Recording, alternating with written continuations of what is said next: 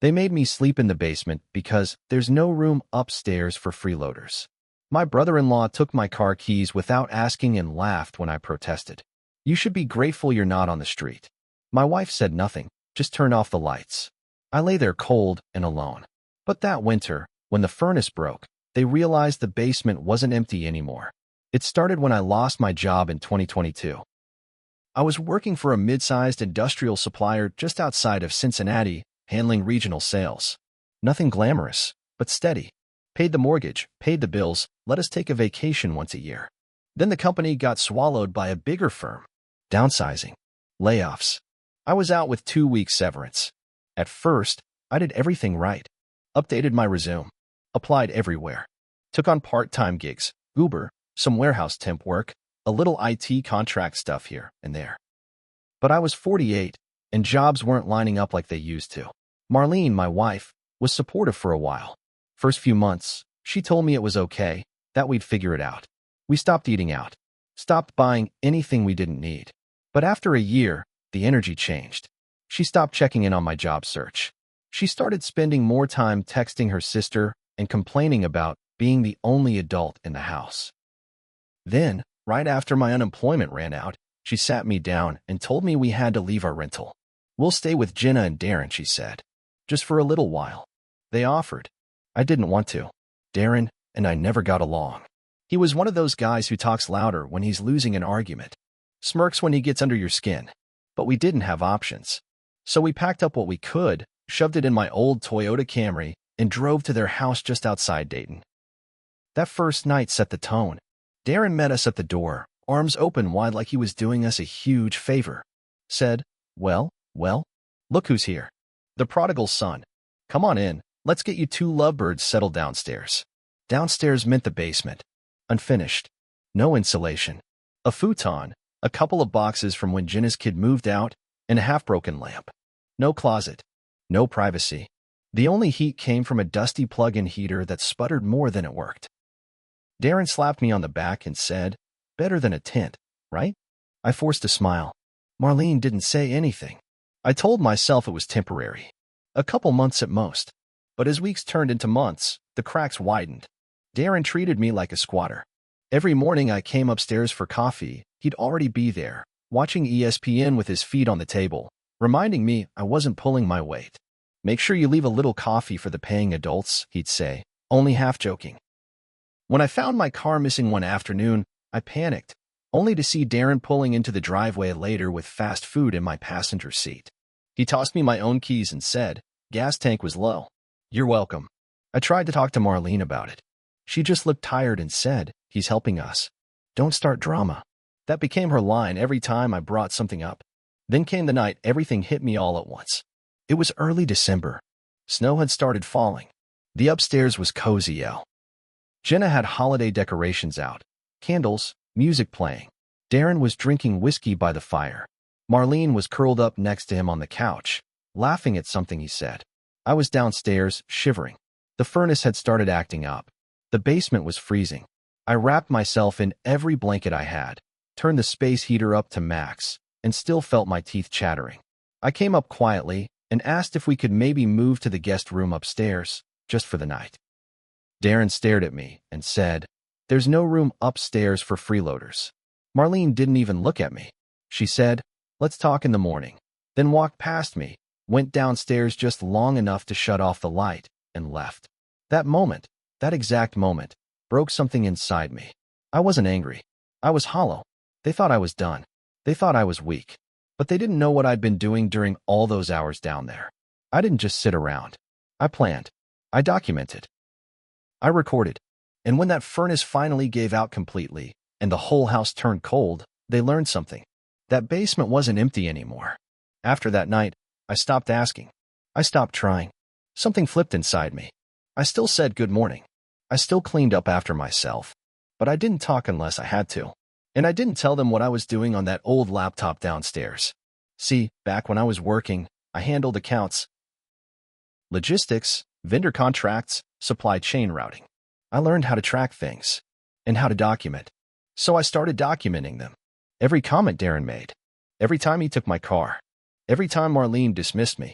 I kept voice memos, videos when I could, photos when I couldn't. At first it was just for me. Proof I wasn't imagining things. But then something happened that pushed me further. Jenna got drunk one night and spilled the truth. I was upstairs grabbing water from the fridge around midnight. Jenna was on the couch, wine glass in hand, watching late-night reality TV. She turned to me and slurred. "You know Marlene told us you were abusive, right? That's why we let her come here. We didn't know she'd drag you too." My hand froze on the fridge door. I said nothing, just nodded and went back downstairs. But inside, I was burning. That lie explained everything. Why no one respected me. Why Darren walked around like he was doing me a favor. Why Marlene treated me like a problem instead of a partner. She didn't just stop loving me. She painted me as a monster to justify it. I started digging. Quietly, I pulled our shared phone records, logged into our old bank accounts. Found payments I didn't recognize, small ones, every month, to someone named E. Hargrove. Traced it to a P.O. box in Lima. Dug deeper. Found emails she left open on the laptop I still technically owned.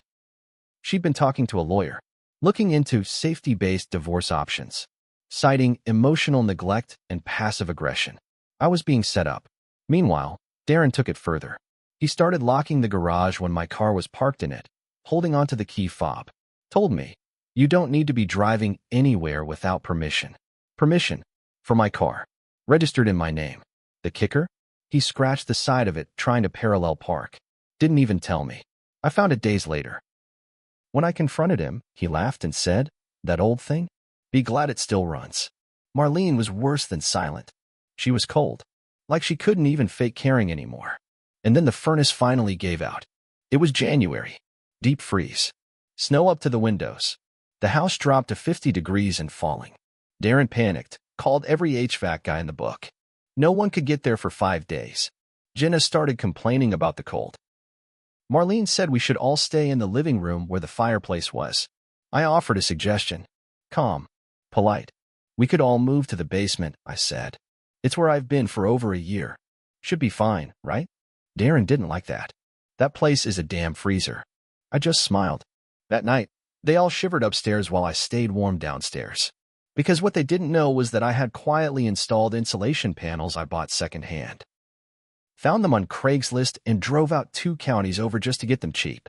I'd also bought a used oil-filled radiator heater, silent, powerful, and safe. I kept it hidden behind boxes when they occasionally came down. While they were upstairs thinking I was wasting away, I was building something they'd never seen coming. Now the tables were turning. But I wasn't done. Because the next thing I discovered would shift everything. Marlene wasn't just planning a divorce.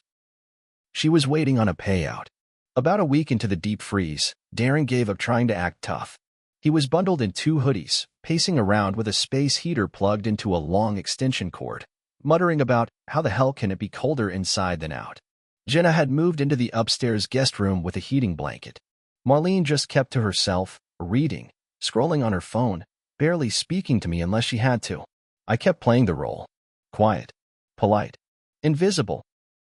They didn't know the basement was now the warmest room in the house. I'd even rigged a blackout curtain around my little sleeping corner and layered foam padding behind it to trap heat. Between the insulation, the heater, and the thick rug I pulled from a curb months earlier, I was comfortable. Let them suffer a little. I'd suffered long enough. Then I saw an email. Marlene had left her tablet charging on the kitchen counter one morning. She was upstairs, and I could hear Darren in the bathroom. I walked by, saw the screen light up with a notification. A name popped up, E. Hargrove. That same name from the bank withdrawals. I clicked it open. The email was short. Cold. Payment received. Your husband's capacity report and personal records have been completed. Summary. Financial instability, emotional unpredictability, passive behavior consistent with depressive traits. Recommending full financial severance on grounds of long-term dependency and lack of rehabilitation effort. Good luck with the filing. My hands went numb. I forwarded the email to myself, deleted the sent log, and put the tablet back. Then I got serious. Over the next few days, I called a friend from my old job, someone I hadn't spoken to in months. I told him everything, but casually, like I was just asking advice. Turns out, E. Hargrove wasn't a lawyer. He was a private evaluator. Someone Marlene paid to build a case for separation under hardship. so she could divorce me, claim emotional abandonment, and keep everything I had left, including retirement funds I'd built before the marriage. The payout? She was trying to get me declared financially unstable in the divorce so she could walk away clean and keep the house we once rented, which was under her name only.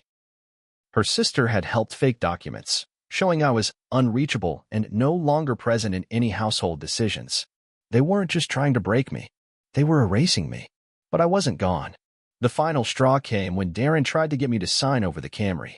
He cornered me in the garage, slapped a manila folder onto the hood, and said, "Hey man, just sign this real quick. Title transfer. You're not driving it anymore, and we need a second car now." I stared at him. "You serious?" He smiled. "Come on. You've been using our electricity, our food, our house. It's fair." I didn't sign. Instead, I went back downstairs and opened a burner bank account. Started moving my small savings into it in chunks. Quietly updated the car title and address info to my old P.O. box. Reported a stolen title attempt with the DMV, just in case. I also did one last thing. I sent every piece of documentation I'd collected. Audio files, video clips, emails, financial records, Darren's car theft, Jenna's drunk confession, and the evaluator's email to a lawyer. Not mine. Hers. Anonymously. I wanted them to turn on each other. And it worked. 2 days later, I heard screaming upstairs. Jenna had found the email. Accused Marlene of dragging her into fraud. Darren got loud. Started yelling about, "Who the hell's been watching us?" And, "You promised this was clean." They were unraveling. But I wasn't ready for the final play yet. Because the real revenge wasn't just about warmth or emails. It was about leaving a mark they'd never forget. That night, after the yelling upstairs stopped, I heard Darren storm out. Slammed the front door so hard it rattled the basement pipes. Marlene didn't come down.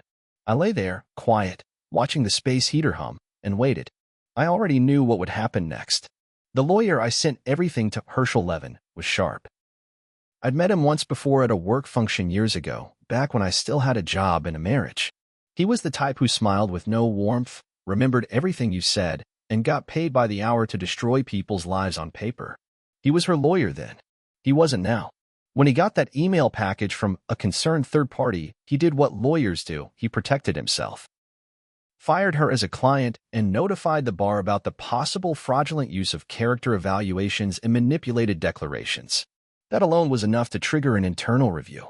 But I had sent the same packet to another lawyer too, one that would represent me. The next day, I packed quietly. Just 2 bags, what I came in with, really. I waited until Darren left for work. Marlene was in the upstairs guest room now, alone, pacing, talking softly on the phone. I heard bits and pieces.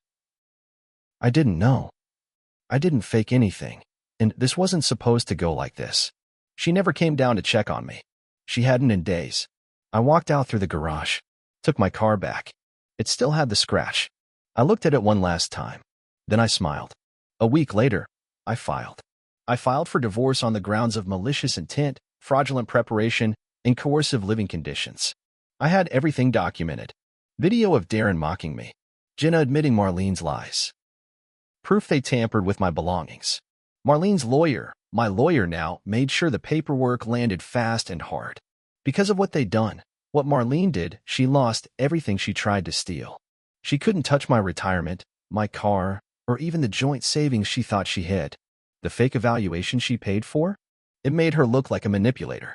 The evaluator got hit with an ethics violation and lost his license. Jenna got dragged into a fraud investigation.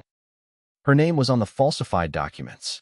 Darren lost his job 2 months later after someone, not me, officially, sent a copy of the car title theft and garage video to his company's ethics hotline. They called it conduct unbecoming. HR speak for, "We don't want to deal with you anymore." I stayed quiet. I didn't gloat. I didn't show up at the hearings. I let the documents speak for me. The final court date lasted 10 minutes. The judge signed off, looked at me once, then looked at Marlene and said, "You're lucky he didn't press criminal charges." She didn't say a word. Last I heard, Darren and Marlene moved in with Jenna's oldest daughter across town. Basement, I think. Fitting. As for me, I didn't rebuild overnight. I had to get therapy. I had to sit with the fact that I let myself stay in a place where no one cared if I froze to death. I had to accept that the woman I once loved, really loved, turned on me not out of hate, but out of convenience. I was no longer useful to her. That's all it took. But I did come back. Got a job with a logistics firm in Columbus. Small place, nothing flashy, but it's mine. Got my own place too. Warm, quiet, upstairs bedroom. And some nights, when it gets real cold, I stand by the window with a cup of coffee and think about that basement. It taught me everything I needed to know about survival and revenge.